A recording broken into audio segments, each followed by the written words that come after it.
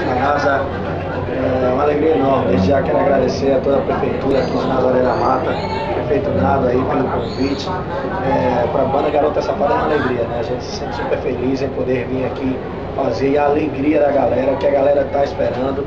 E sem dúvida nenhuma, dentro de alguns minutinhos, Garota Safada no palco, fazendo uma alegria enorme para a galera se divertir do começo ao fim do nosso show. O que não pode faltar no show de Wesley? Sem dúvida nenhuma, o show da Garota Safada